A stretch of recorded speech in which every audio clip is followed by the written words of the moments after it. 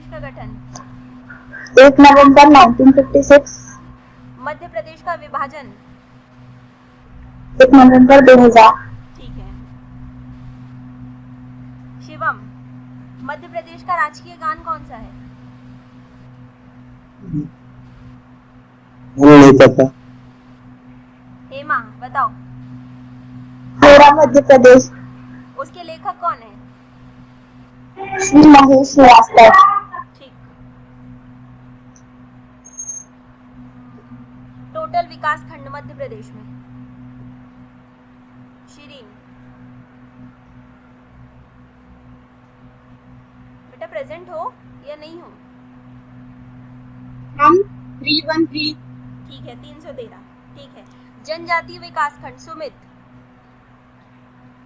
89। Correct 89। ठीक है। मध्य प्रदेश का क्षेत्रफल? Hema 3,08,252 kilometre square. ठीक है। मध्य प्रदेश का सबसे उत्तरी जिला? स्वाति मैम मुरैना। ठीक है मुरैना। मध्य प्रदेश का सबसे दक्षिणी जिला? शिवम बैतूल। नहीं, बैतूल के बाजू वाला बुरहानपुर। बुरहानपुर। ठीक है। मध्य प्रदेश का पश्चिमी जिला? सुमित अलीराजपुर। ठीक है। मध्य प्रदेश का पूर्वी जिला? शिरीन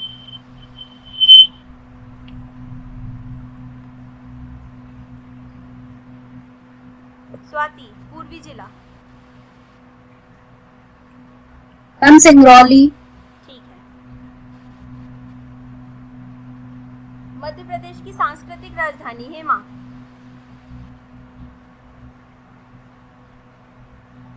मैम वो नहीं पता।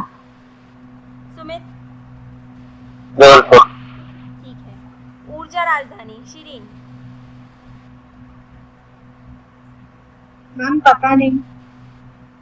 शिवम नहीं पता। सुमित सिंगरौली। ठीक है। ये लोग जो नहीं पता बोल रहे हैं ना, वो उस दिन क्लास में आए नहीं थे, इसलिए नहीं पता उन्हें। अब डेली क्लास लगाओगे तो सब कुछ पता रहेगा। ठीक है, डेली क्लास लगाना ही है। आर्थिक एवं खेल राजधानी? इंदौर। इंदौर करेक्ट।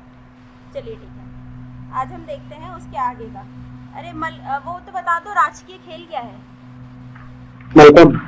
मलखम्ब। उसको कब शामिल किया गया था? 2013 में। ठीक है 10 अप्रैल 2013। राजकीय मछली?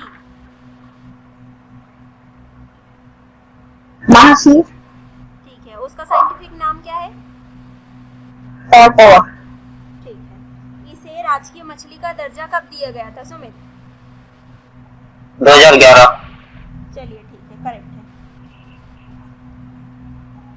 अब हम देखते हैं मध्य प्रदेश का। आज से हम नया टॉपिक चालू कर रहे हैं, मध्य प्रदेश का गठन। ठीक, मध्य प्रदेश का गठन। मध्य प्रदेश का गठन किस प्रकार से हुआ? 1956 में। देखो, अब हमें आज़ादी तो कब मिल गई थी? 1947 में मिल गई थी। लेकिन हमारे मध्य प्रदेश का गठन कब हुआ? 1 नवंबर 1956। 1947 से 1956 तक कुछ ना कुछ हुआ होगा, तब जाके राज्यों का निर्माण हुआ है। तो मध्य प्रदेश देश के मध्य में स्थित है। आप सभी को पता है, मैंने आपको लोकेशन बताई थी, मैप सहित समझाया था कि मध्य प्रदेश क्या है, बिल्कुल बीचम बीच में स्थित है। इसीलिए इसे क्या कहा जाता है? हृदय प्रदेश कहा जाता है। वर्तमान में मध्य प्रदेश दूसरा सबसे बड़ा राज्य है। तो दूसरा सबसे बड़ा राज्य कौन सा है? दूसरा सबसे बड़ा राज्य क्या हुआ? मध्य प्रदेश। मध्य प्रदेश। तो बात ये आती है, अगर मध्य प्रदेश दूसरा है तो पहला कौन सा हो गया? राजस्थान। ठीक है। पहला सबसे बड़ा राज्य कौन सा है? राजस्थान। ये याद रखना, पहला सबसे बड़ा राज्य। और ये जो राज्य है, ये किसके अनुसार है? क्षेत्रफल के अनुसार। राइट, एरिया के अकॉर्डिंग। एरिया के अकॉर्डिंग दूसरा सबसे बड़ा राज्य मध्य प्रदेश, पहला सबसे बड़ा राज्य राजस्थान। लेकिन ये राजस्थान कब बना? 2000 में, क्योंकि अभी तक जब तक हमारा छत्तीसगढ़ और मध्य प्रदेश एक हिस्सा था, मतलब जब तक मध्य प्रदेश इंक्लूड था छत्तीसगढ़, मध्य प्रदेश और छत्तीसगढ़ एक साथ थे, तब एरिया वाइज मध्य प्रदेश ही पूरे इंडिया का सबसे बड़ा राज्य था। ठीक, सबसे बड़ा राज्य कौन सा था? मध्य प्रदेश था। लेकिन कब तक? जब तक छत्तीसगढ़ को हमने अलग नहीं किया था। जैसे ही हमने 1 नवंबर 2000 को छत्तीसगढ़ को अलग किया, वैसे ही हमारा मध्य प्रदेश क्षेत्रफल की दृष्टि से सबसे बड़ा, दूसरा सबसे बड़ा राज्य बन गया था। क्लियर? मध्य प्रदेश का नामकरण, मध्य प्रदेश का नामकरण किसने किया था? पंडित जवाहरलाल नेहरू। करेक्ट, नामकरण किया था पंडित जवाहरलाल नेहरू ने।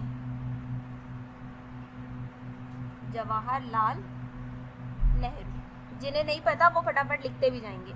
मध्य प्रदेश का नामकरण किसने किया था? पंडित जवाहरलाल नेहरू ने। ठीक है। ब्रिटिश शासनकाल में, जैसे जब ब्रिटिश शासनकाल था, तब मध्य प्रदेश को मध्य प्रदेश ना बोलकर क्या बोला जाता था? सेंट्रल प्रोविंस एंड बरार बोला जाता है, सीपी बरार बोला जाता था। ब्रिटिश शासनकाल में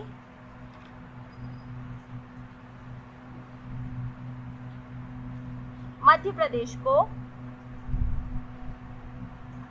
क्या कहा जाता था?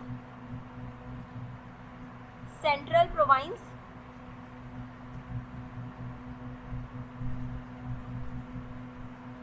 एंड बरार। इसको आप हिंदी में भी सेंट्रल प्रोविंस एंड बरार बोलेंगे और इंग्लिश में भी सेंट्रल प्रोविंस एंड बरार ही बोला जाता है। इसका एक शॉर्ट फॉर्म होता है सीपी बरार। तो आप, अगर आपको बोलना है तो आप यहाँ पे क्या बोल सकते हो? सीपी बरार बोल सकते हो, CP Berar, CP and Berar. तो ये भी क्वेश्चन आ सकता है कि ब्रिटिश शासनकाल में मध्य प्रदेश को किस नाम से जाना जाता था। तब आपको पता होना चाहिए कि मध्य प्रदेश का दूसरा नाम जो ब्रिटिश शासनकाल में था वो क्या था? Central province and Berar. आया समझ में? Yes ma'am. ठीक है। मध्य प्रदेश राज्य का गठन 1947 में स्वतंत्रता प्राप्त होने के बाद 1956 तक की अवधि के विभिन्न 4 भागों को मिलाकर किया गया। अब देखो, जब हमारा देश स्वतंत्र हुआ, ठीक, जब हमारा देश क्या हुआ? स्वतंत्र हुआ।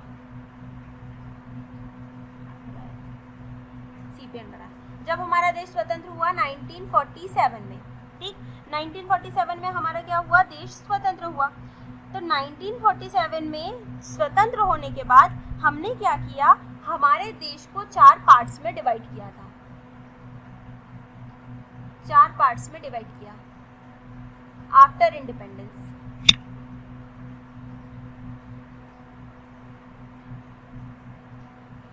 आफ्टर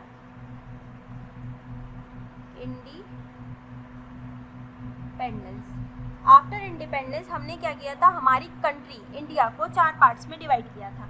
वो पार्ट थे part A, part B, part C and part D.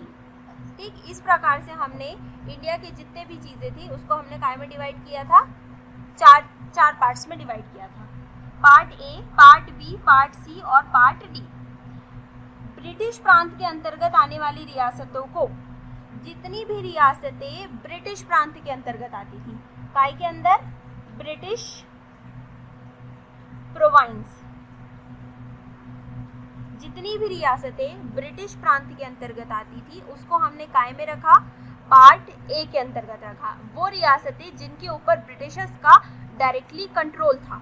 ठीक, अब हमको इंडिपेंडेंस तो मिल गई थी 1947 में, लेकिन हमको अपने देश को सुचारू रूप से चलाने के लिए किसी न किसी प्रकार का एक कंट्रोल स्थापित करना था। तो हमने क्या किया? Proper implementation of rules and regulation. हमने क्या किया था? पार्ट को डिवाइड कर लिया, पार्ट ए में, पार्ट बी में, पार्ट सी में और पार्ट डी में। तो पार्ट ए के अंतर्गत हमने कौन सी चीज़ों को रखा? कौन सी प्रदेशों को रखा या कौन से प्रांतों को रखा? जो पहले ब्रिटिश की प्रोविंस हुआ करती थी। तो पार्ट ए के अंतर्गत हमने क्या लिखा? ब्रिटिश प्रांत के अंतर्गत आने वाली रियासतें, जिसको हमने पार्ट ए में रखा। इसके अलावा देसी रियासतों को, देसी रियासतें, प्रिंसली स्टेट्स,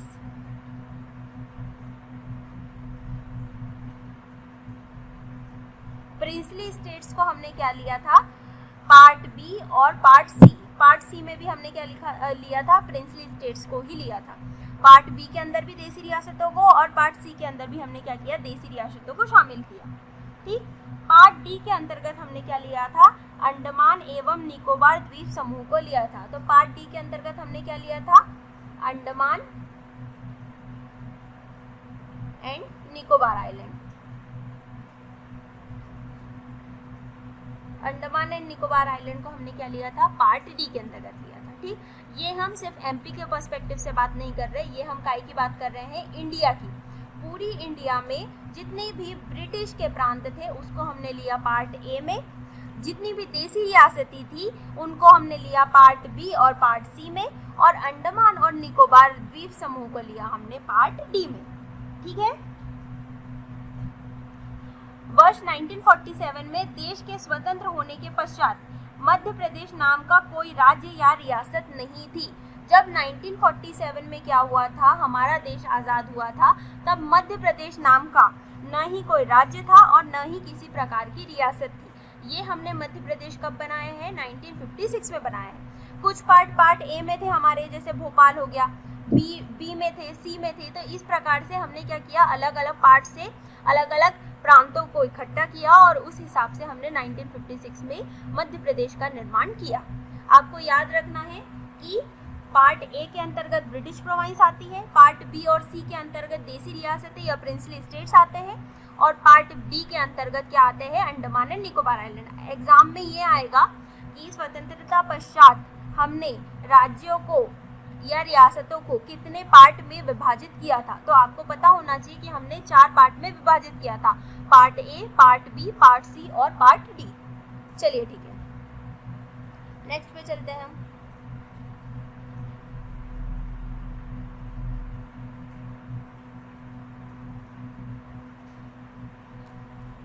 अब हम देखते हैं सबसे पहले पार्ट बी। रुको, एक मैप बना लेते हैं, उससे आपको ज़्यादा अच्छे से समझ में आएगा। हम मध्य प्रदेश का मैप बना रहे हैं।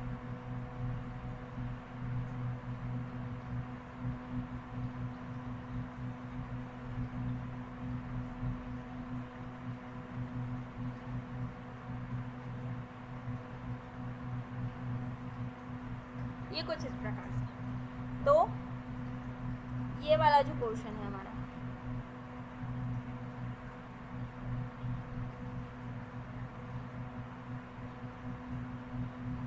ये वाला जो पोर्शन है, यार ये पेन का कलर क्या हो गया,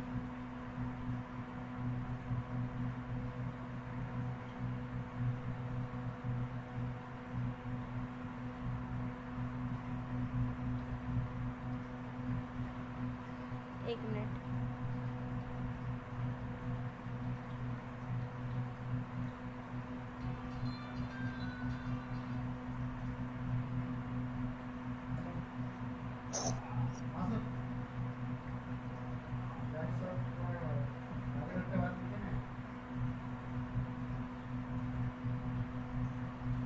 चलिए एक और बार मिला लेते हैं, वो मैप दिख नहीं रहा, किधर गया। ये कुछ इस प्रकार से।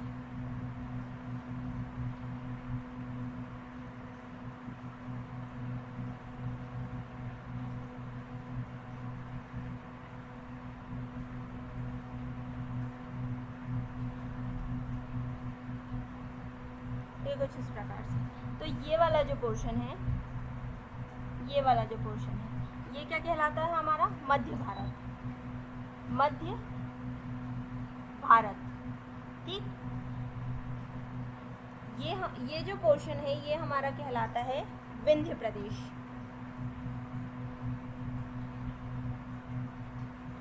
विंध्य प्रदेश।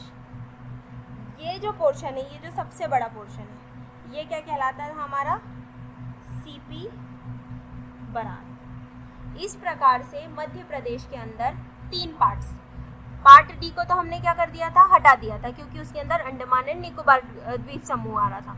तो हमारे पास मध्य प्रदेश को बनाने के लिए 3 हिस्से थे, एक था विंध्य प्रदेश, एक था मध्य भारत का पठार और एक था सीपी बरार। तो अगर अपन मध्य भारत की बात करें, किसकी बात कर रहे हैं हम, मध्य भारत की, मतलब पार्ट बी की बात कर रहे हैं हम। सबसे पहले हमने 4 पार्ट में डिवाइड किया, part A, part B, part C और पार्ट डी, जिसके अंदर हम सबसे पहले पढ़ रहे हैं पार्ट बी।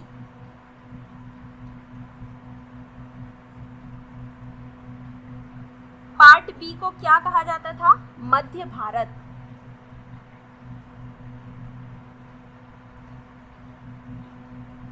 इसको इंग्लिश में भी मध्य भारत ही बोलेंगे, मध्य भारत। ठीक, इसको हम इंग्लिश में भी क्या बोलेंगे, मध्य भारत बोलेंगे।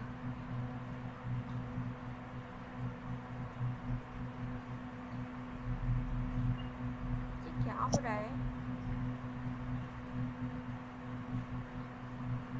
चलिए ठीक है, मध्य भारत बोलेंगे हम इसको भी। ठीक, इसके अंतर्गत क्या हुआ था, हमने 25 रियासतों को मिलाकर मध्य भारत या पार्ट बी स्टेट का निर्माण किया था। तो मध्य भारत के अंतर्गत कितनी रियासतें आती है, 25 रियासतें। 25 रियासतों को मिलाकर हमने क्या किया था, पार्ट बी को मध्य भारत में कितनी रियासतें आ रही थी, 25 रियासतें। ये क्वेश्चन आता है कि पार्ट बी के अंतर्गत कितनी रियासतों को शामिल किया गया था। तो आपको पता होना चाहिए कि पार्ट बी, मैंने बताया था आपको देशी रियासतें किन किन पार्ट में शामिल की गई थी, बी और सी में। तो पार्ट बी के अंतर्गत हमने देशी रियासतों में कितनी देशी रियासतों को शामिल किया था, 25 देशी रियासतों को शामिल किया था। ठीक, इसकी जो राजधानी है वो हमने 2 राजधानियां बनाई थी, इसकी 2 राजधानियां बनाई गई थी। ठीक, 6-6 महीने के लिए, 6-6 मंथ के लिए 2 राजधानियां कौन सी थी, एक थी ग्वालियर और एक थी इंदौर। ठीक, तो ये भी क्वेश्चन आ सकता है कि ऐसा कौन सा स्टेट था या पार्ट था जिसके अंदर 2 राजधानियां बनाई गई थी और उन राजधानियों के नाम कौन से थे। तो आपको पता होना चाहिए कि 6-6 महीने के लिए हमने 2 राजधानी बनाई थी, एक का नाम था ग्वालियर और एक का नाम था इंदौर। ठीक, इस स्टेट में 1946 से 1948 की अवधि के दौरान निर्वाचित सरकार ने शासन किया था। देखो, पार्ट बी बना दिया हमने, कब बनाया है, 1947 के अंतर्गत। ठीक, 1946 या 1947 के बाद 1946 से लेकर 1948 तक यहाँ पर जिसने राज किया था वो कौन थे, लीलाधर जोशी। लीलाधर जोशी। ठीक, लीलाधर जोशी जी जो है वो किससे संबंधित है, पार्ट बी से संबंधित है, जिन्होंने यहाँ पर क्या किया था, शासन किया था, क्योंकि इन्हें बनाया गया था वहां का प्रमुख। ठीक, और एक और क्वेश्चन जो है वो आता है 1956 में, जब राज्य पुनर्गठन आयोग ने क्या किया था, मध्य प्रदेश का प्रस्ताव भेजा था या मध्य प्रदेश का निर्माण किया गया था, तब यहाँ के जो पार्ट बी स्टेट है, यहाँ के जो मुख्यमंत्री थे, यहाँ के मुख्यमंत्री कौन थे, तखतमल जैन थे। कौन थे, तखतमल जैन। आया समझ, सब ऊपर से तो नहीं जा रहा है ना, आ रहा है ना समझ में? Yes ma'am. चलिए ठीक है, 1 मिनट इनको रफ कर दे।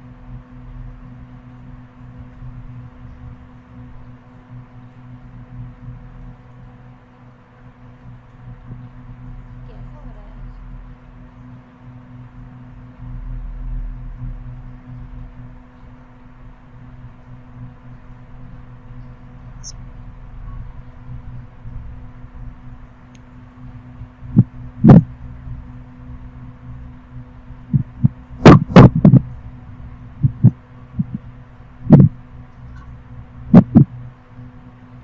शिवम माइक ऑफ कर लो। उनको उस पेज को दोबारा से लगाइए, अभी पुराना वाला। एक मिनट।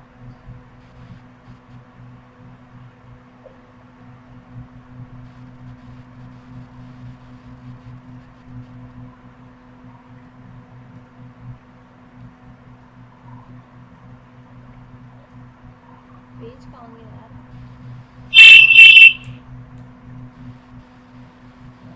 ढूंढ रही हूँ बेटा, एक मिनट रुको जरा। पता नहीं आज थोड़ा सा टैब दिक्कत कर रहा है।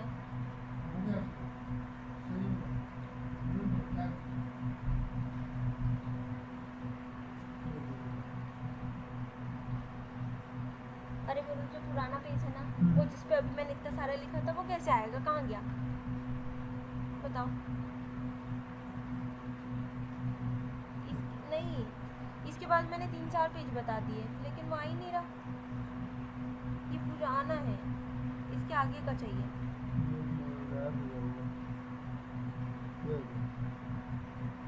नहीं,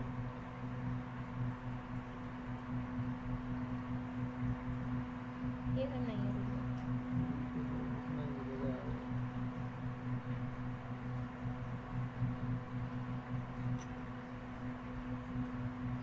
ध्यान तो नहीं मिल रहा था, नहीं मिलेगा, मेरे को पता है। फेसबुक पे चले जाओ और इसको खोलो तो क्लिक तो करिए। ठीक,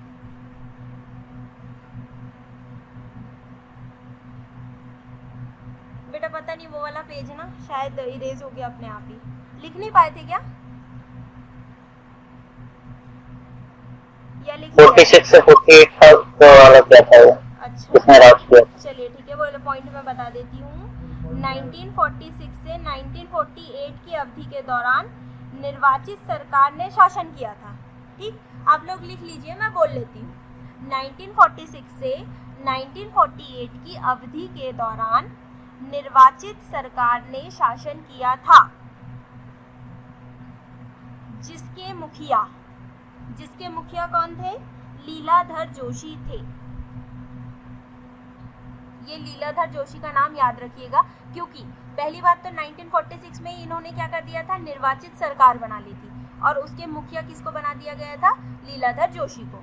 और दूसरी बात, एक इम्पोर्टेंट पॉइंट लिखाया था मैंने कि जब राज्य पुनर्गठन आयोग ने मध्य प्रदेश का गठन किया, तब उस समय मध्य प्रदेश के मुख्यमंत्री in the sense part B के मुख्यमंत्री, कब की बात कर रहे हैं हम? 1956 की। कब की? 1956 की। तो उस समय इसके मुख्यमंत्री कौन थे? तखतमल जैन।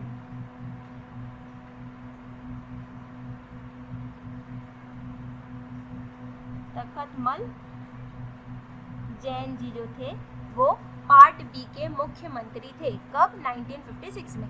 ये एक इम्पॉर्टेंट क्वेश्चन है, इसका वेटेज अच्छा खासा है, इसलिए इसको याद रखिएगा। अगर अच्छा एग्जामिनर रहा और उसने अच्छे से क्वेश्चन बनाए तो वो आपको बिल्कुल दे सकता है कि राज्य निर्वाचन आयोग की सिफारिश के दौरान या जब हमने मध्य प्रदेश का गठन किया तब मुख्यमंत्री कौन थे पार्ट बी के, तब आपको पता होना चाहिए कि वो व्यक्ति कौन थे? तखतमल जैन। ठीक, अब हुआ लिख के? हाँ। चलिए ठीक है, नेक्स्ट पे पहुंच जाते हैं। अब हम पार्ट ए पे चलते हैं। किस पे चल रहे हैं हम? Part A.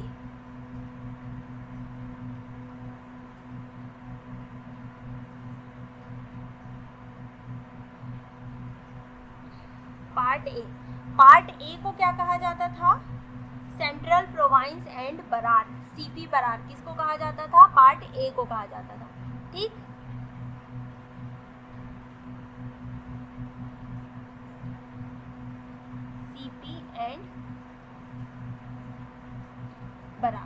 CP and Brar किसको बोला जाएगा?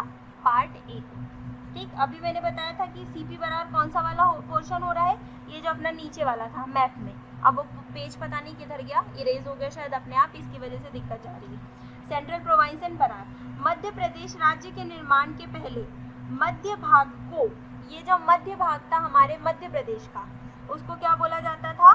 Central province and Berar. चलो इसको मैप पे देखने की कोशिश करते हैं, हो सकता है कि दिख जाए एक आध बार। अगर मैप के अंतर्गत होगा तो ज़्यादा अच्छे से समझ में आएगा।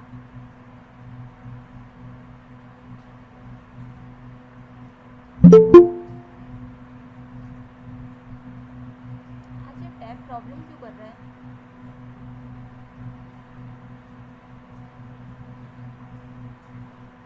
एक मिनट रुकना बेटा।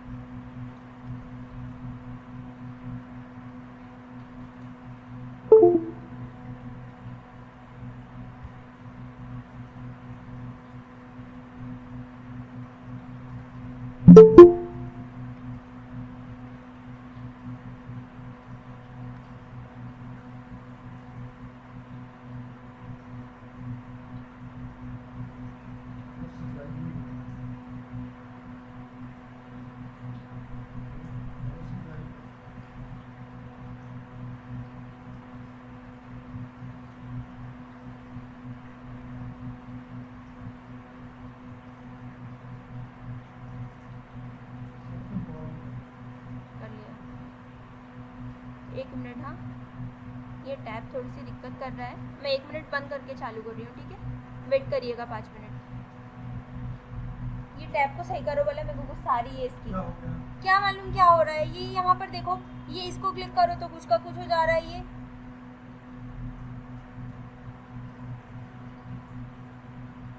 दो टाइम खुले है ना,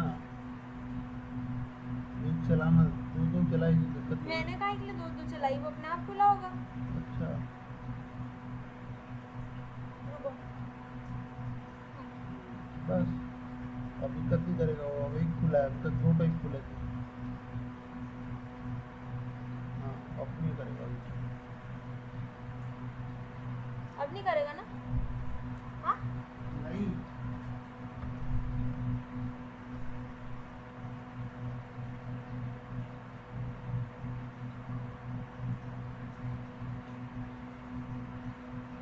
हाँ प्रीवियस पेज लाओ जरा।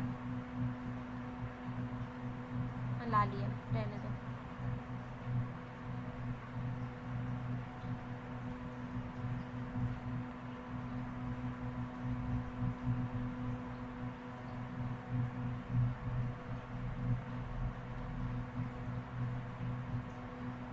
आवाज आ रही है?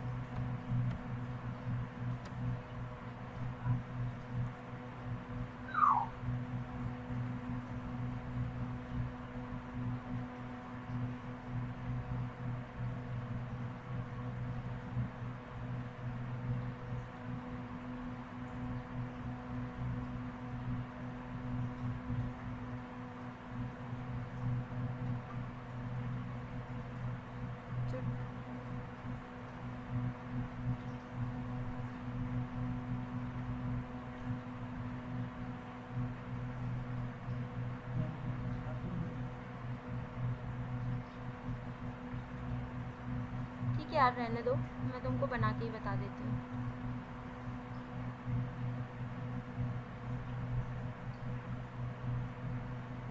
चलो ये देखो, ये जो था सीपी एंड बरार, इसको हमने क्या किया था, पार्ट ए में शामिल किया था।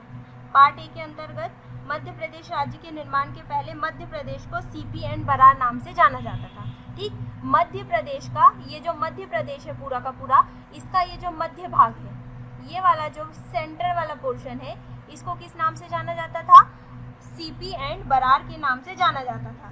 सेंट्रल प्रोविंस एंड बरार में विदर्भ क्षेत्र के अंतर्गत, ये यहाँ पर विदर्भ का इलाका, यहाँ से नीचे से क्या लग जाता है हमारा?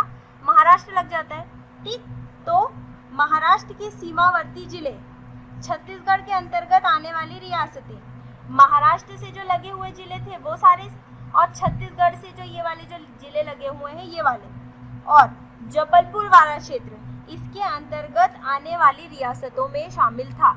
आया समझ में?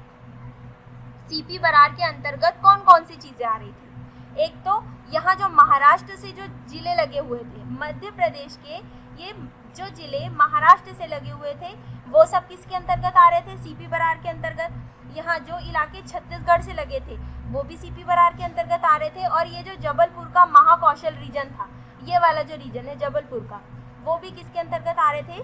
सीपी बरार के अंतर्गत आने का काम कर रहे थे। पार्ट ए स्टेट की राजधानी। अब हमको देखना है कि पार्ट ए स्टेट की राजधानी, पार्ट ए की क्या थी? कैपिटल। किसे बनाया गया था? Any idea? नागपुर को बनाया गया था। ठीक, ये याद रखिएगा कि पार्ट ए या सीपी एंड बरार की राजधानी पहले किसे बनाया गया था? नागपुर को बनाया गया था। पार्ट ए स्टेट की राजधानी क्या थी? नागपुर थी। इस स्टेट के पहले मुख्यमंत्री, इंपॉर्टेंट बात जो है अब वो चालू हो रही है, यहाँ से याद रखिएगा। पार्ट ए की कैपिटल किसे बनाया गया था? नागपुर को बनाया गया था, पहला पॉइंट। दूसरा पॉइंट, यहाँ के जो मुख्यमंत्री है वो किसे बनाए गए थे? पंडित रविशंकर शुक्ल।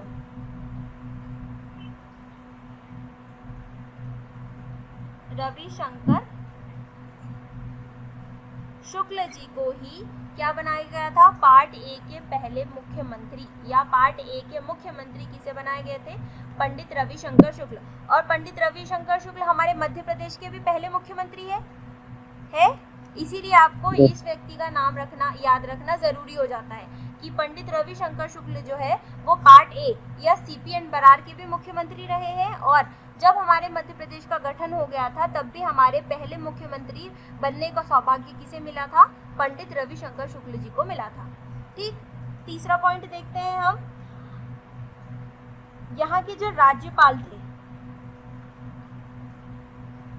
यहाँ के जो राज्यपाल है, अब आप देख रहे हो यहाँ पर सीपी एंड बरार वाला जो एरिया है वो प्रॉपर एक स्टेट की तरह काम कर रहा है। उसकी क्या है? एक प्रॉपर कैपिटल है जिसको नागपुर कहा गया। वहाँ के मुख्यमंत्री बनाया गया रविशंकर शुक्ल जी को, और वहाँ पर क्या बनाया गया? राज्यपाल भी बनाया गया। तो पार्ट ए स्टेट के राज्यपाल कौन थे? ई राघवेंद्र। ई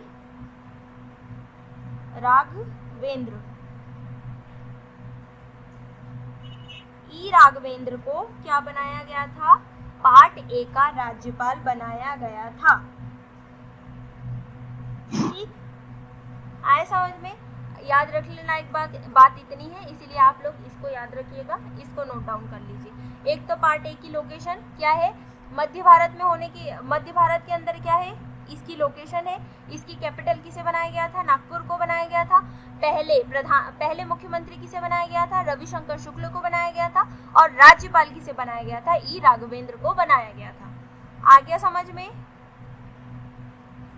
किसी को कोई परेशानी?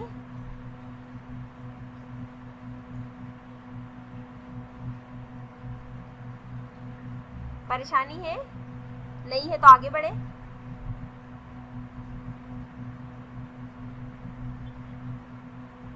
आवाज आ रही है मेरी? Yes ma'am. चलिए ठीक है, आगे बढ़ते हैं हम। पार्ट ए ये जो विभाजन किया गया तो वो भौगोलिक आधार पर किया गया है। हाँ, भौगोलिक आधार पे किया गया था।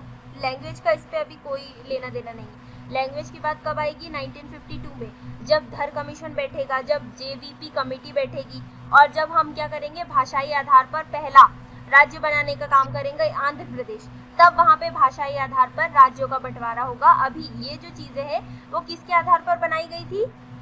जैसे वहाँ की जो भौगोलिक स्थिति है, वहाँ की जो लैंग्वेज है, उसके आधार पर। अब फॉर एग्जाम्पल अब आपने क्वेश्चन पूछ लिया है तो देखिए, ये हमारा मध्य प्रदेश, ठीक, मध्य प्रदेश में, ये मध्य प्रदेश तो कब बना? 1956 में बना। लेकिन यहाँ पे मैंने अभी बताया कि ये वाला जो पोर्शन था वो क्या था? CP and Berar. तो एक बात बताइए, ये वाला सिर्फ मध्य प्रदेश के अंदर, ये वाला जो पोर्शन है ये बीच का, ये बफर जोन की तरह काम नहीं करेगा। यहाँ से क्या लग जाता है? महाराष्ट्र लग जाता है। तो महाराष्ट्र की जो रीजनल लैंग्वेज है मराठी, उसका असर कहीं ना कहीं ये वाले पोर्शन पे पड़ेगा कि नहीं पड़ेगा? पड़ेगा। तो हमने क्या देखा कि सीपी बरार के अंदर जब हमने जिलों को शामिल किया तब उसके अंदर मध्य प्रदेश के भी जो निकटवर्ती जिले थे उनको भी शामिल किया था। यहाँ पर जो छत्तीसगढ़ है उसके जो निकटवर्ती जिले हैं जो हमारे मध्य प्रदेश से लगे हुए थे, सीपी बरार से लगे हुए थे, उनको भी शामिल किया गया था। तो ये जब हमने part A, part B, part C, part D बनाए थे, तब हमने उसके अंदर क्या चीज़ें दी थी? 2 बेसिस थे, एक तो ज्योग्राफिकल लोकेशन और दूसरी चीज़ क्या कि पहले पार्ट ए में हमने क्या किया था, जो ब्रिटिश की प्रोविंस है उसको ऐड किया। पार्ट बी और सी में हमने क्या किया था? देसी रियासतों को ऐड किया था। इसके अंतर्गत हमने किसी भी प्रकार के भाषाई आधार या और किसी क्राइटेरिया को नहीं लिया था। ठीक है, चलिए पार्ट सी पे आ जाते हैं।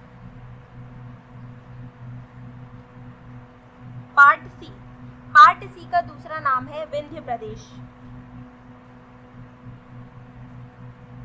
विंध्य प्रदेश, हिंदी में भी विंध्य प्रदेश बोलेंगे और इंग्लिश में भी हम क्या बोलेंगे? विंध्य प्रदेश ही बोलेंगे। विंध्य प्रदेश के अंतर्गत कितनी रियासतों को शामिल किया गया था? 38 रियासतों को। मतलब ऐसी 38 रियासतें थी जिनको मिलाकर विंध्य प्रदेश या पार्ट सी का निर्माण किया गया था। इसके अंदर भी रियासतों की संख्या आपको आ सकती है अगर आपका लेवल ऑफ द एग्जामिनेशन अच्छा रहा तो। फॉर एग्जाम्पल आपसे पूछ लेगा कि पार्ट बी के अंतर्गत कितनी रियासतों को शामिल किया गया था, तो पार्ट बी में हमने कितनी रियासतें को देखा था? 25 रियासतें। उसी प्रकार पार्ट सी में हमने कितनी रियासतों को शामिल किया था? 38 रियासतों को। ठीक, पार्ट सी के अंतर्गत हमने कितनी रियासतों को शामिल किया था? 38 रियासतों को मिलाकर पार्ट सी स्टेट बनाया गया था। ठीक, जिसमें ये जो पार्ट सी स्टेट है, मतलब ये जो 38 रियासतें हैं, इसके अंदर क्या क्या शामिल था? बुंदेलखंड की रियासतें और बघेलखंड की रियासतें। बुंदेलखंड और बघेलखंड दोनों की ही रियासतें किसमें शामिल थी? विंध्य प्रदेश के अंदर शामिल थी। इन 38 रियासतों में कुछ रियासतें बुंदेलखंड की भी थी और कुछ रियासतें बघेलखंड की भी थी।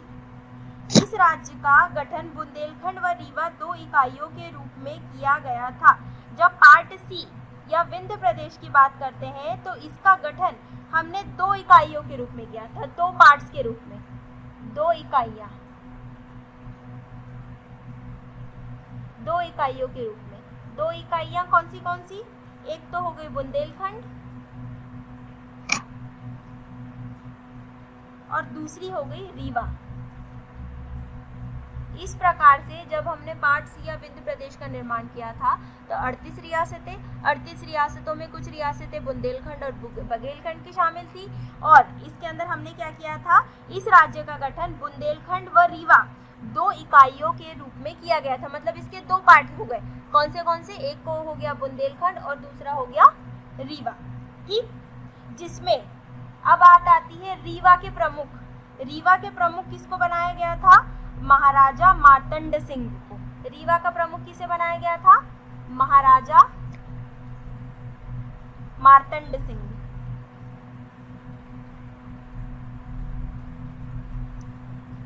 ठीक, इसको 2 इकाइयों के रूप में हमने क्या किया? गठन किया पार्ट सी का, जिसमें कौन सी हो गई? एक बुंदेलखंड हो गई और एक रीवा हो गई। अब जब 2 व्यक्ति हैं, 2 रियासतें हैं, तो 2 के प्रमुख भी होंगे। तो रीवा के प्रमुख किसको बनाया गया था? महाराजा मार्तंड सिंह को। ठीक है,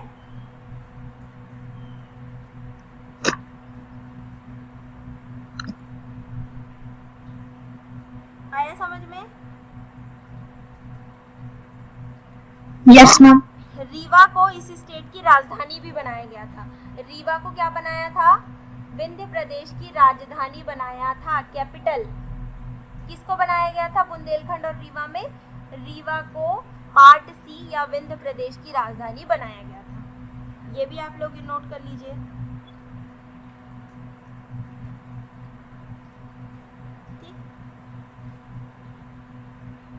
जो भोपाल स्टेट की अपन बात करते हैं, भोपाल अपने आप में क्या था? एक प्रॉपर स्टेट था। वो किसके अंतर्गत आता था? पार्ट सी के अंतर्गत आता था। ठीक, तो आपसे ये पूछा जा सकता है कि पहले भोपाल किस पार्ट के अंतर्गत आता था? तो भोपाल पहले किसके अंतर्गत आता था? पार्ट सी के अंतर्गत आता था। तो यहाँ पर हम छोटी सी जगह में लिख लेते हैं भोपाल स्टेट। भोपाल स्टेट। भोपाल एक पृथक राज्य था। क्या था? एक सेपरेट राज्य था जो पार्ट सी का ही एक भाग था। भोपाल एक पृथक राज्य था, अपने आप में एक राज्य था जो किसका पार्ट था? पार्ट सी का पार्ट था।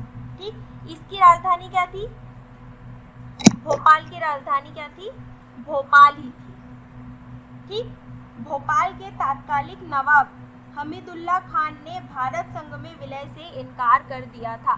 देखो, जब 1947 में क्या हुआ था, हमारा देश आज़ाद हुआ, तब बोला होगा कि हाँ भाई भोपाल स्टेट को कि आप किस में मिल जाइए, हमारे इंडिया में मिल जाइए या हमारे राज्य में मिलने का काम करिए। लेकिन इन्होंने क्या किया था? भोपाल के जो नवाब थे हमीदुल्ला खान, इन्होंने भारत संघ में मिलने से इनकार कर दिया था। ये हमारा कोई काम का नहीं है। इम्पोर्टेंट क्या है, बस इतना याद रखो। पार्ट सी को और क्या बोला जाता है? विंध्य प्रदेश। कितनी रियासतें थी? 38 रियासतें थी। इसकी 2 इकाइयां थी, एक थी बुंदेलखंड और एक रीवा। पार्ट सी या विंध्य प्रदेश की राजधानी किसको बनाया गया था? रीवा को बनाया गया था। वहां के जो कैप्टन थे या वहां के जो राजा थे वो कौन थे? महाराजा मार्तंड सिंह। और भोपाल स्टेट किसके अंतर्गत आता था? पार्ट सी के अंतर्गत आता था। आया समझ में? इतनी चीजें हमको पार्ट ए, पार्ट बी और पार्ट सी के पॉइंट ऑफ व्यू से याद रखनी है। ठीक है, चलिए मध्य प्रदेश के पुनर्गठन की प्रक्रिया पहले एक बार रिवाइज कर लेते हैं फटाफट। क्या हमने पढ़ा? ब्रिटिश शासनकाल में मध्य प्रदेश को किस नाम से जाना जाता था? सुमित,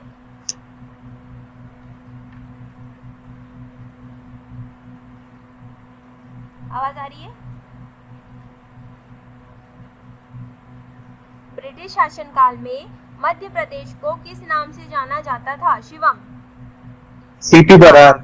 ठीक है, सीपीएन बरार के नाम से जाना जाता था। मध्य प्रदेश क्षेत्रफल के अनुसार कौन से नंबर का राज्य है? दूसरा सबसे बड़ा राज्य है। चलिए ठीक है। पार्ट बी को और क्या बोला जाता है? Part B, Hema?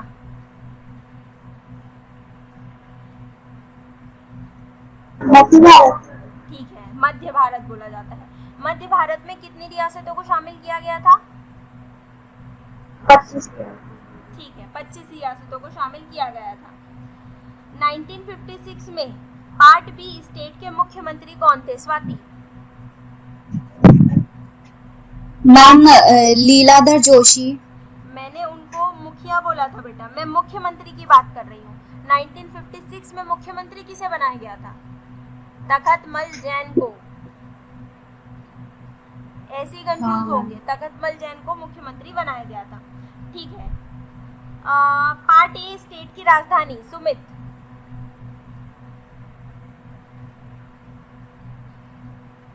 Part A की राजधानी किसे बनाया गया था? शिवम? नागपुर को। ठीक है, नागपुर को बनाया गया था। वहां के पहले मुख्यमंत्री? पंडित रविशंकर शुक्ल। चलिए ठीक है, पंडित रविशंकर शुक्ल। भोपाल स्टेट किस पार्ट का भाग था? पार्ट सी का। चलिए ठीक है, पार्ट सी का। अब हम देखते हैं मध्य प्रदेश के पुनर्गठन की प्रक्रिया। ठीक, मध्य प्रदेश का पुनर्गठन जो हुआ था उसकी प्रक्रिया देखते हैं कि किस प्रकार से मध्य प्रदेश को हमने क्या किया था? बनाया था। देश में मैम वो आपने हाँ बोलो। मैम वो आपने भोपाल को कुछ बताया था ना, वो फिर से रिपीट कर दीजिए। भोपाल को क्या बताया था बेटा? मैंने बोला था भोपाल स्टेट पहले पार्ट सी का एक भाग हुआ करता था। आपने उसकी अलग राजधानी बोली थी ना? भोपाल की राजधानी भोपाल बताई थी। Yes ma'am. पार्ट ए की राजधानी मैंने बताई थी नागपुर। पार्ट बी की 2 राजधानियां बताई थी अलग अलग, एक तो थी ग्वालियर और एक इंदौर। पार्ट ए की नागपुर और पार्ट सी की रीवा। ठीक है, हुआ क्लियर स्वाति? Yes ma'am. चलिए ठीक है। अब मध्य प्रदेश के पुनर्गठन की प्रक्रिया देखते हैं। अब हम क्या कर रहे हैं? मध्य प्रदेश को पुनः गठित करने का काम कर रहा है। मध्य प्रदेश के पुनर्गठन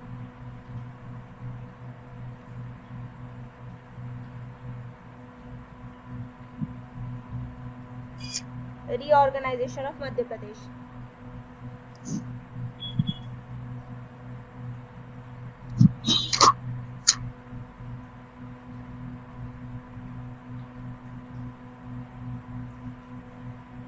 मध्य प्रदेश के पुनर्गठन की प्रक्रिया देखो, देश में भाषा के आधार पर राज्यों के पुनर्गठन की मांग स्वतंत्रता से पहले ही शुरू हो चुकी थी। अब एक बात बताओ, भाषाई आधार पर वो लोग क्यों चाह रहे थे कि राज्यों का निर्माण हो? इसका आंसर दीजिए। ऐसा क्यों चाह रहे थे लोग बाग कि हमारा जो राज्य है वो भाषाई आधार पर बने? भाषा के आधार पर बताओ।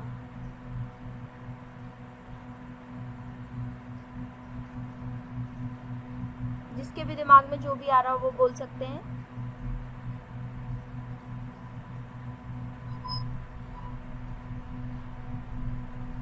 किसी को नहीं पता? No ma'am. चलिए ठीक है। मध्य प्रदेश के पुनर्गठन की प्रक्रिया में देश में भाषा के आधार पर राज्यों के पुनर्गठन की मांग, राज्यों का पुनर्गठन, राज्य ये चाह रहे थे कि मराठी लोगों के लिए हमारा एक अलग राज्य बने। जो साउथ इंडिया के लोग थे वो क्या चाह रहे थे कि जैसे यहाँ पर केरल, आंध्र प्रदेश, तमिलनाडु, ये सब और वो लोग क्या चाह रहे थे कि हमारे पास एक अपना राज्य होना चाहिए जिसमें हमारे देश, हमारी जो भाषा वाले लोग हैं सिर्फ उन्हीं को रहना चाहिए। मतलब फॉर एग्जांपल अगर अपन महाराष्ट्र की बात करें तो मराठी लोग क्या चाह रहे थे कि हम ऐसे राज्य का निर्माण करें जहां पर सिर्फ मराठी भाषी लोग ही रहे ताकि हमको बहुत सारी सुविधाएं हो।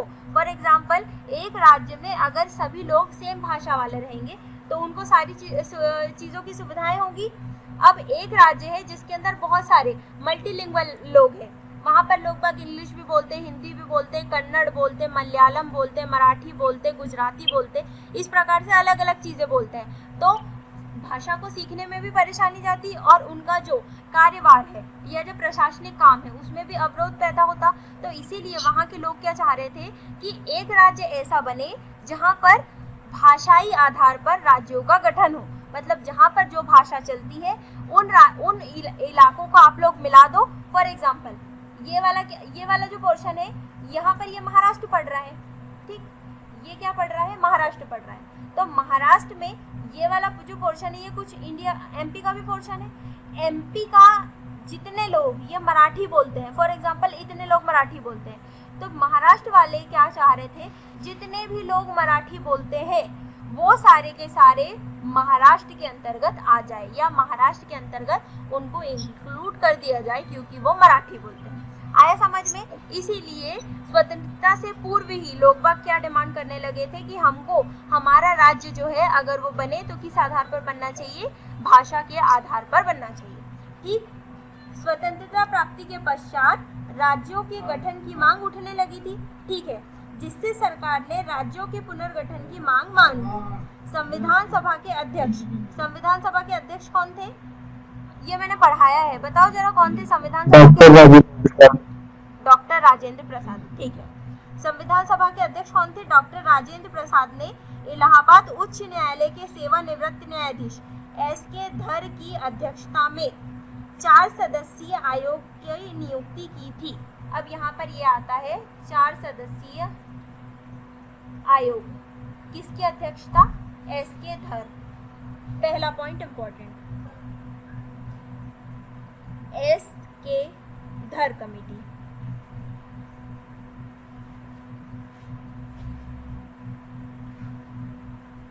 ठीक, एस.के. धर कमेटी किससे संबंधित है? राज्यों के पुनर्गठन से संबंधित है। ठीक, राज्यों के पुनर्गठन से संबंधित है। इस आयोग ने क्या की थी? 1948 में अपनी रिपोर्ट पेश की थी। कब? 1948 में रिपोर्ट दी एस.के. धर कमेटी ने। कब रिपोर्ट दी? 1948। अब देखो बहुत सारी डिमांड हो रही थी कि हाँ भाई हमको हमारा राज्य भाषा के आधार पे चाहिए। तो क्या किया था? राजेंद्र प्रसाद जी ने एक कमेटी बना दी जिसकी अध्यक्षता किसने की थी? एस.के. धर ने की थी। एस.के. धर ने की इसकी अध्यक्षता। ये कितने लोगों की कमेटी थी? 4 लोगों की। चार सदस्यीय कमेटी थी, एसके धर कमेटी, जिसने अपनी रिपोर्ट कब पेश की? 1948 में। अब रिपोर्ट में पेश क्या किया उन्होंने? भाषा के आधार पर राज्यों के पुनर्गठन का विरोध किया। इन्होंने क्या बोला कि हम भाषा के आधार पर राज्यों का पुनर्गठन नहीं कर सकते। भाषाई आधार पर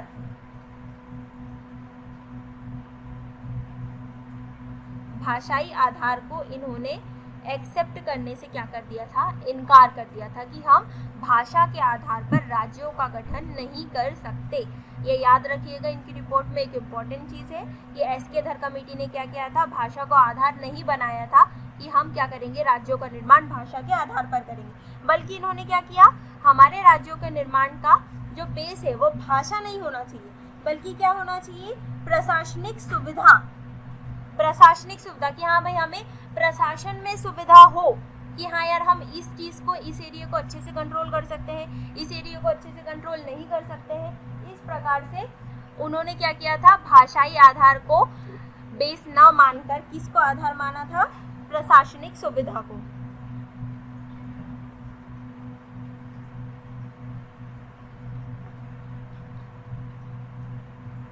प्रशासनिक सुविधा को आधार माना था। ठीक, किसने? एसके धर ने। आयोग की सिफारिशों का तीव्र विरोध हुआ। अब जैसे लोगबाग की आदत रहती है, अब जैसे ही उन्होंने इनकार किया कि हाँ भाई हम भाषाई आधार को क्या करेंगे, नहीं मानेंगे,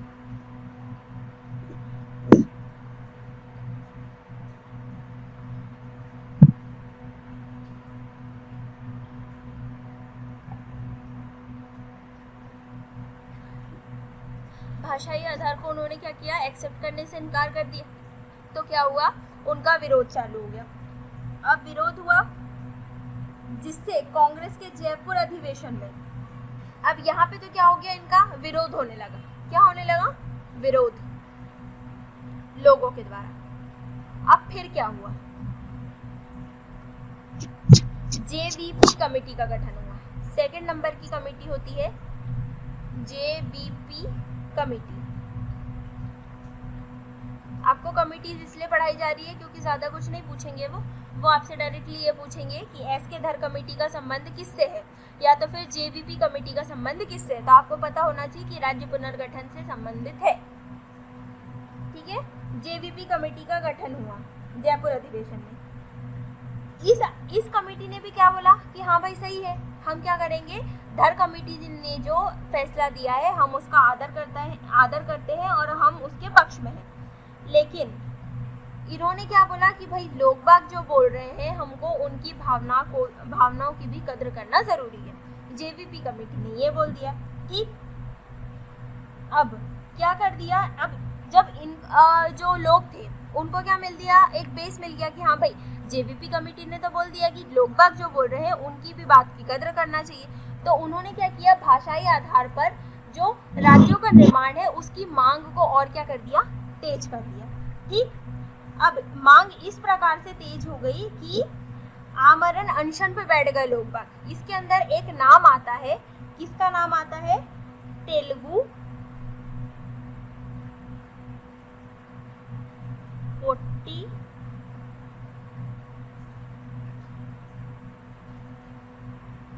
श्री रामुलु।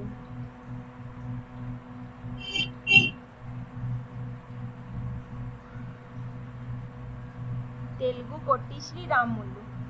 ठीक, अब तेलुगु पोट्टी श्री रामुलु ने क्या कर दिया? आमरण अनशन कर दिया, और जिसकी वजह से क्या हुआ? 15 सितंबर 1952 को ये व्यक्ति की हो गई मौत। अब आप समझ रहे हो कि भाषाई आधार पर राज्यों के निर्माण को कुछ ज़्यादा ही क्या करा जा रहा था? सपोर्ट किया जा रहा था, जिसकी वजह से अब ये जो व्यक्ति है इन्होंने क्या कर दिया? आमरण अनशन कर दिया। अब 52 दिन के बाद क्या हो गई? इनकी मौत हो गई। इतनी तारीख को मौत हो गई। अब भाई किसी व्यक्ति की मौत हो गई है तो हमको कहीं ना कहीं कुछ ना कुछ तो उसकी बात को मानना ही पड़ेगा। एक बात रहती है कि कहीं ना कहीं अगर ऐसा कुछ हो जाता है तो लोगबाग फिर मानते नहीं है, हमको उनकी बात मानना पड़ता है। तो फिर क्या हुआ? जिसके कारण आंदोलन क्या हो गया था? और तेज हो गया। अब ये व्यक्ति की मौत हो गई है तो और आंदोलन तेज हो गया। तो फिर भारत सरकार ने क्या किया? भारत सरकार ने सर्वप्रथम भाषाई आधार पर भारत सरकार ने सर्वप्रथम भाषाई आधार पर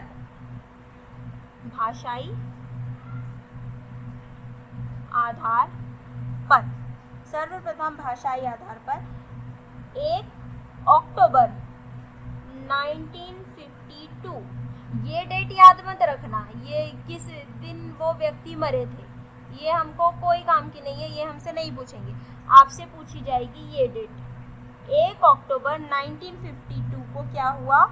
1953 है बेटा, 1952 मत लिखना, 1953 है, सॉरी।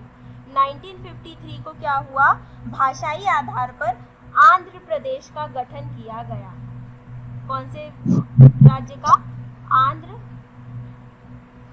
प्रदेश का गठन किया गया। आंध्र प्रदेश क्यों इंपॉर्टेंट हो जाता है? पहली बात, सर्वप्रथम क्या हुआ था? भाषा के आधार पर बनने वाला पहला राज्य, वो कौन सा बन गया था? आंध्र प्रदेश बन गया था। ये वाले क्वेश्चन का वेटेज अच्छा खासा है एग्जाम में, इसीलिए आप लोगों को ये डेट भी याद रखनी है और ये स्टेट का नाम भी याद रखना है, ठीक है। भारत सरकार ने सर्वप्रथम पहला ऐसा राज्य जो भाषा के आधार पर बनाया गया था, वो कौन सा था? आंध्र प्रदेश। कब बनाया गया था? 1953 में बनाया गया था, ठीक। आया समझ में? आगे बढ़े।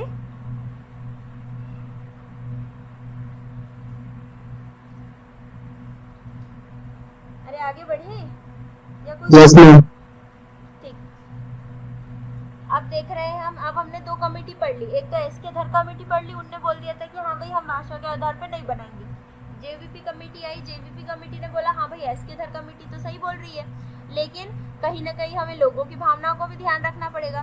तो ये जो व्यक्ति है, इन्होंने क्या कर लिया? आमरण अनशन कर लिया, जिसकी वजह से इनकी हो गई डेथ। तो अब डेथ हो गई तो वो आंदोलन और तेज हो गया। आंदोलन तेज होने की वजह से भारत सरकार को मजबूरी में आकर पहला ऐसा राज्य बनाना पड़ा जो भाषा के आधार पर बनाया गया। तो पहला ऐसा राज्य कौन सा बनाया गया? आंध्र प्रदेश, जो कब बनाया गया? 1953 में बनाया गया। चलो अब हम आगे बढ़ते हैं। अब एक बात बताओ, जब एक राज्य को भाषा के आधार पर बना दिया गया है तो क्या बाकी राज्य डिमांड नहीं करेंगे कि हाँ भाई जब उनको बनाया है तो हमें भी बनाओ भाषा के आधार पर? करेंगे नहीं करेंगे?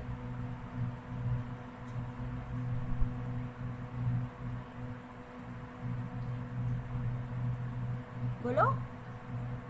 Yes ma'am. ठीक है, देखो फिर क्या हुआ? दिसंबर 1953 में, ये अक्टूबर में बन गया। अब 2-3 महीने में क्या हुई? डिमांड और तेज हो गई। अब मराठी लोग बोल रहे कि हमको अपना दो, पंजाबी लोग बोल रहे कि हमको अपना राज्य दो, इधर मलयालम लोग बोल रहे कि हमको हमारे भाषा के आधार पर राज्य चाहिए, इधर गुजराती लोग बोल रहे कि हमें भी अपना चाहिए, इधर जितने भी लोग हैं वो सारे के सारे क्या बोल रहे हैं? जब आपने आंध्र प्रदेश को भाषा के आधार पर बना दिया है तो हमें भी अपनी भाषा के आधार पर बनाइए। तब ऐसा तो पॉसिबल नहीं था, ठीक। तब क्या हुआ? दिसंबर 1953 में क्या हुआ? राज्य पुनर्गठन आयोग की स्थापना की गई। काय की स्थापना? राज्य पुनर्गठन आयोग।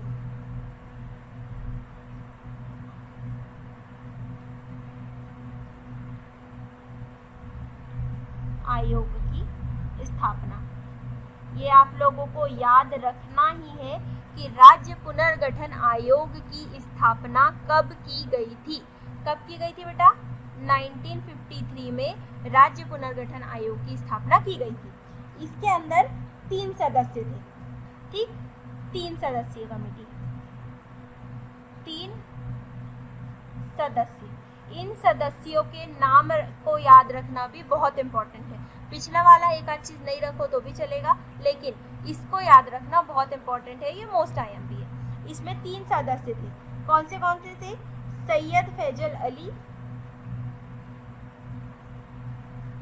सैयद फैजल अली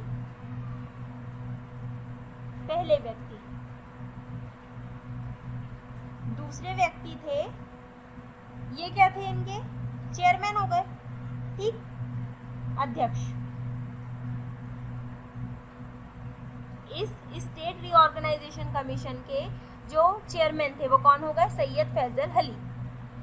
सेकेंड सदस्य जो थे वो थे हृदय नाथ कुंजरू, हृदय नाथ कुंजरू।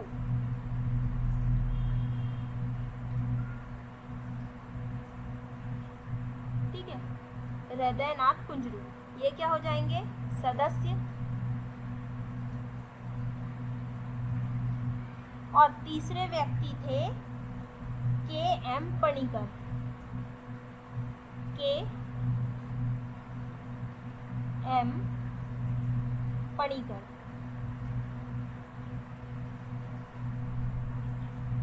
के एम पणिकर भी क्या हो जाएंगे, सदस्य हो जाएंगे। ठीक, तो राज्य पुनर्गठन आयोग की स्थापना कब की गई, 1953 में की गई। इसके अंदर कितने सदस्य थे, 3 सदस्य थे। कौन से थे, सैयद फैजल अली जो क्या थे, अध्यक्ष थे, हृदय नाथ कुंजरू जो सदस्य थे, और के एम पणिकर ये भी कौन थे, सदस्य थे। इस प्रकार से 3 लोगों की कमेटी बनाई गई। राज्य पुनर्गठन आयोग, स्टेट रीऑर्गेनाइजेशन कमीशन की स्थापना की गई 1953 के अंतर्गत। ठीक, तो फिर क्या हुआ, उन्होंने क्या किया, 1 नवंबर 1956 को अपनी रिपोर्ट पेश की। आप बस इतना सा पढ़ लेते, उसके बाद फिर ऑफ करेंगे, नेक्स्ट डे पढ़ेंगे। ठीक, उन्होंने क्या किया, 1 नवंबर 1956 को विविध आधार पर part A B C D के वर्गीकरण को समाप्त कर इसने क्या किया, अपनी रिपोर्ट पेश की। और 1 नवंबर 1956 को इसने क्या किया, ये जो स्टेट रीऑर्गेनाइजेशन कमीशन है, इन्होंने क्या किया, part A B C D चारों की अथॉरिटी को अलग कर दिया, मतलब हटा दिया, समाप्त कर दिया। और भारतीय संघ को, मतलब भारत को कितने स्टेट्स में, 14 राज्यों में, और कितने, 6 केंद्र शासित प्रदेश बना दिए गए। केंद्र शासित प्रदेश बना दिए गए। ठीक, कब, 1 नवंबर 1956 को। तो स्टेट रीऑर्गेनाइजेशन कमीशन ने क्या किया, part A, part B, part C और पार्ट डी इन चारों को हटा दिया और पूरे भारत को मिला के कितने राज्यों का गठन किया, 14 राज्यों का गठन किया, और उसमें 6 केंद्र शासित प्रदेश थे, मतलब 14 states and 6 union territories where established on the recommendation of state reorganisation act. ठीक है, स्टेट रीऑर्गेनाइजेशन एक्ट ने क्या किया था, 14 राज्य बनाए थे और 6 केंद्र शासित प्रदेश बनाए थे। अब इम्पोर्टेंट ये है कि ये जो 14 राज्य वाला क्वेश्चन है, ये अभी पिछले साल ही MPPSC में आया था कि स्टेट रीऑर्गेनाइजेशन कमीशन ने 1956 में कितने राज्यों का गठन किया था। तब आपको पता होना चाहिए कि कितने राज्यों का गठन किया था, 14 राज्यों का, और केंद्र शासित प्रदेश कितने थे, 6 केंद्र शासित प्रदेश थे। ठीक, ये इन्होंने रिपोर्ट 55 में सौंपी थी शायद। हाँ हो सकता है बेटा 55 में दी हो, लेकिन मुझे इसकी जानकारी नहीं है कि उन्होंने। और ये 14 राज्य 1956 में बनकर तैयार हुए थे। हाँ, 14 राज्य तो 1956 में ही बन के तैयार हुए थे। हाँ। तो जब 1956 में उन्होंने रिपोर्ट पेश की थी, तब सिर्फ मध्य प्रदेश नहीं बने थे, ऐसे 14 राज्य थे टोटल जो नवंबर 1956 में बनने का काम किए थे। ठीक है, मुझे उसकी रिपोर्ट की डेट याद नहीं है कि वो उसने कब अपनी रिपोर्ट पेश की थी, इसकी वजह से मैंने आपको बताया। ठीक, आया समझ में। अब मध्य प्रदेश का गठन कर लिया है हमने। 1 नवंबर 1956 को पूरे भारत में कितने राज्य थे, 14 राज्य थे और 6 केंद्र शासित प्रदेश थे। ठीक, अब हम देखेंगे 1956 के बाद की कहानी, लेकिन 1956 के बाद की कहानी हम कब देखेंगे, कल देखेंगे। ठीक, 2 क्वेश्चन बता दूं करंट अफेयर्स के, ये टाइम हो रहा है। हाँ। चलिए ठीक है, एक देखते हैं हम। कल मैंने एक तो राम सेवक शर्मा जी के बारे में बताया था, एक हिमा कोहली के बारे में बताया था, एक कौन बताया था बेटा? सुनील कोठारी बताए थे शायद, या उस्ताद गुलाम मुस्तफा खान बताए थे? बोलो। दोनों बताए थे। चलिए ठीक है, दोनों बताए थे। हाँ मैम, ये तीन बताए थे। चलो एक बहुत इंपॉर्टेंट क्वेश्चन बता देती हूँ, एक बहुत इंपॉर्टेंट क्वेश्चन बता देती हूँ। हो सकता है कि ये वाला क्वेश्चन आपको अभी कभी भी टकरा जाए, कहीं पे भी टकरा सकता है, ठीक है? एक मिनट, पेन ढूंढ लेने दो, पता नहीं कहाँ रख दिया मैंने। हाँ मिल गया, चलिए ठीक है। अब एक बात बताइए, हरनाज कौर सिंधु ये कौन है? ये हरनाथ को ये वो बनी है, नाम सुना है मिस यूनिवर्स। क्या बनी है? हाँ यूनिवर्स। करेक्ट। ये जो हरनाज कौर सिंधु है, ये 2021 की मिस यूनिवर्स बनी है। क्या बनी है? मिस यूनिवर्स, जो हमारे इंडिया से बिलोंग करती है, ठीक। ये जो मैडम है ये कहाँ की है? पंजाब की रहने वाली है, और मिस यूनिवर्स का टाइटल अभी जीता है उसने 2021 में, इसलिए इम्पोर्टेंट है। अब ये तो चलो ठीक है, हमारी बात आ गई हरनाज कौर सिंधु पे, लेकिन इन मैडम के पहले दो ऐसे व्यक्ति और हैं जिनको इंडिया से मिस यूनिवर्स का ताज मिल चुका है। तो मतलब अभी तक मिस यूनिवर्स का टाइटल जीतने वाली इंडिया से 3 व्यक्ति है टोटल, ठीक। तो एक तो हो गई हमारी जिसने अभी 2021 में जीता है, हरनाज कौर सिंधु। एक है सुष्मिता सेन, सुष्मिता सेन जो एक्ट्रेस है वो, और तीसरे नंबर पे है हमारी लारा दत्ता। वो जो आप रीता बोल रहे हो ना बेटा, वो मिस वर्ल्ड बनी, ठीक। अभी हम मिस यूनिवर्स की बात कर रहे हैं। तो मिस यूनिवर्स हमारे इंडिया से 3 व्यक्ति को बनाया गया है, 3 जो है ब्यूटीफुल लेडीज जिनको हमने अभी तक मिस यूनिवर्स के टाइटल के अंदर देखा है। कौन कौन हो गई है वो? सुष्मिता सेन हो गई, लारा दत्ता हो गई, और एक जो 2021 में बनाई गई कौन हो गई? हरनाज कौर सिंधु। तो आप लोगों को याद रखना है कि मिस यूनिवर्स का टाइटल अभी तक इंडिया से 3 व्यक्तियों को मिला है। कौन कौन? सुष्मिता सेन, लारा दत्ता और हरनाज कौर सिंधु। याद रहेगा मिस यूनिवर्स।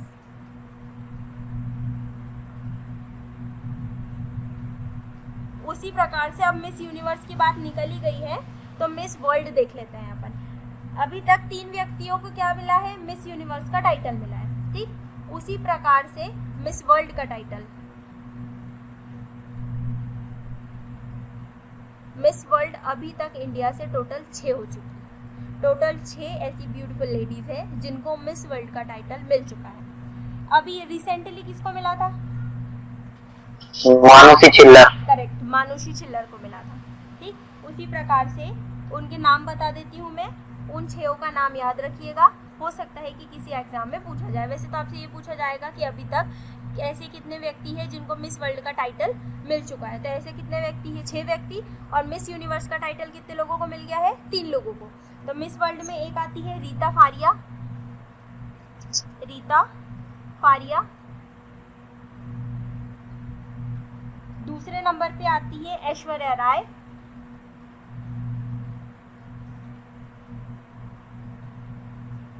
तीसरे नंबर पे आती है डायना हेडन,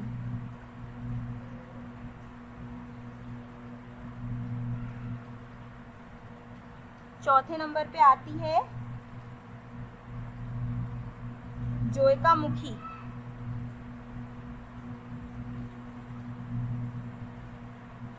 इनका नाम एक बार कंफर्म कर लेना। ये 4th नंबर वाली कहाँ? युक्ता मुखी है। योक्ता है क्या? युक्ता मुखी, युक्ता युक्ता।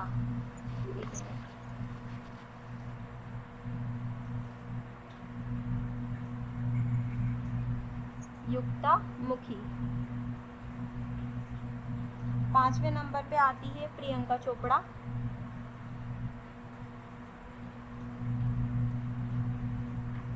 and 6th one is Manushi Chhillar.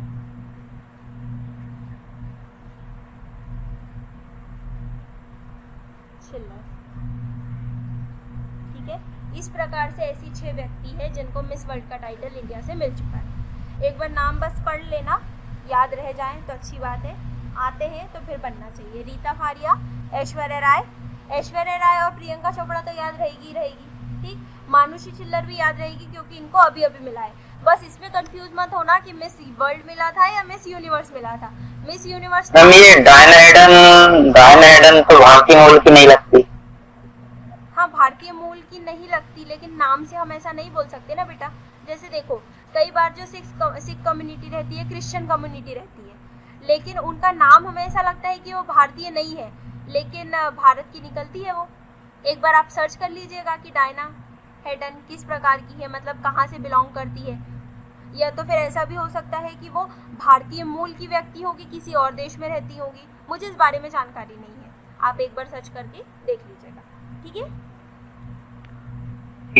नाम से सही बोल रहे हो आप कि डायना हेडन नहीं लग रहा कि हाँ भाई भारतीय मूल की व्यक्ति है, लेकिन एक बार सर्च करके देख लेना, पता चल जाएगा। वैसे तो फिर मिस वर्ल्ड में 6 ही टाइटल को हम इंक्लूड करते हैं। ठीक, इस प्रकार से हमारे 2 क्वेश्चन तैयार हो गए। मिस यूनिवर्स 3 कौन से नाम बोल दे एक बार? सुष्मिता सेन, लाला दत्ता और हरनाथ संधू।